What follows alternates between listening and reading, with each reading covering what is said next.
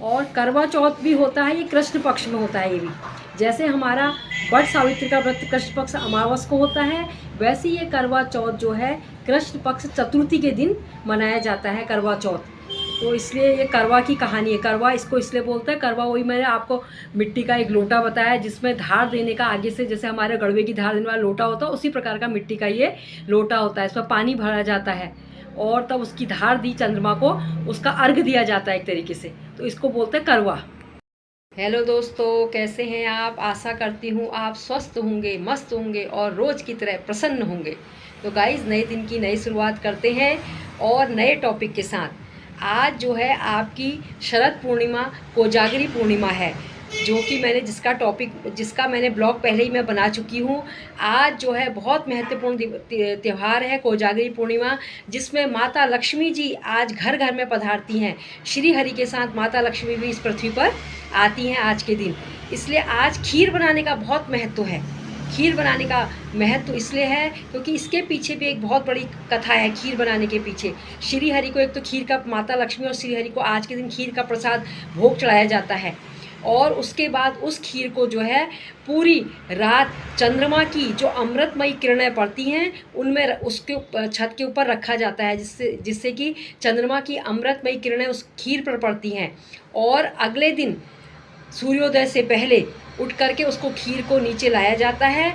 फिर उसके बाद नहा धो करके पूरे परिवार में उसको प्रसाद के रूप में वितरित किया जाता है। इसलिए वितरित किया जाता है क्योंकि कहते हैं कि उस खीर को खाने से एक तो सकारात्मक ऊर्जा पैदा होती है शरीर में, और दूसरा शरीर साल भर तक जो है आपके शरीर में कोई रोग नहीं लगता, आरोग्यता प्रदान करता है। तो इस खीर का तो ये महत्व हो गया है। और अब आने वाला बड़ा धूमधाम से हम महिलाओं का त्यौहार आने वाला है 10 अक्टूबर को, करवा चौथ, जो कि बड़े धूमधाम से मनाया जाएगा। उस करवा चौथ को, करवा चौथ में जो है पूरा श्रृंगार करके जो है महिलाएं पूरा श्रृंगार करती हैं, और जो है फिर शाम को कथा वगैरह पढ़ी जाती है। 4, साढ़े 4, 5 बजे के बीच कथा पढ़ी जाती है। थाली सजाई जाती है। पूरा करवा जो है यानी कि एक मिट्टी का छोटा सा लोटा होता है जिसमें धार देने के लिए, वो जैसे हमारे यहाँ गड़वे की धार कहते हैं ना, गड़वा होता है हमारे वहाँ जब कन्यादान में हम लाते हैं, तो वैसे ही इनका करवा होता है मिट्टी का बना हुआ। और उसमें ये धान की बालियाँ वगैरह होती हैं, उसको लाया जाता है, पूजा वगैरह करी जाती है शाम को। फिर चंद्रमा को जो है अर्घ, क्योंकि उस दिन चतुर्थी का चंद्रमा होता है तो चंद्रमा को डायरेक्ट नहीं देखते हैं, इसलिए वो छन्नी लगाई जाती है। गाइस, छन्नी लगाने का क्या विधान है मैं आपको बताती हूँ। छन्नी इसलिए लगाई जाती है क्योंकि चतुर्थी के चंद्रमा को डायरेक्ट नहीं देखा जाता, सीधे नहीं देखा जाता, इसलिए छन्नी के द्वारा उस चंद्रमा को देखा जाता है। क्योंकि चतुर्थी के चंद्रमा को देखने से कहते हैं कि श्री कृष्ण भगवान को जो है मणि चोरी का कलंक लगा था। चतुर्थी के चंद्रमा को इसलिए नहीं देखते हैं उस दिन क्योंकि चतुर्थी का चंद्रमा सीधे नहीं देखा जाता है, इसलिए छन्नी लगा करके उसके माध्यम से दर्शन करके फिर उनकी पूजा करके अर्घ दे करके फिर जो है पति द्वारा पत्नियों को पानी पिलाया जाता है। उसके बाद पत्नियां अपना व्रत तोड़ती हैं, तब भोजन वगैरह ग्रहण करती हैं।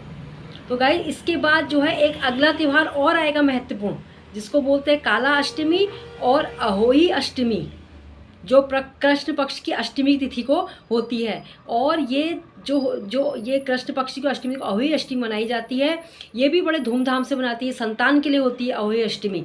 ये प्लेन्स वाले इसको बहुत धूमधाम से मनाते हैं। अब तो हमारे उत्तराखंड में भी हर त्यौहार, हर पर्व मनाने लग गए हैं। अहोई अष्टमी का भी बहुत बड़ा महत्व है।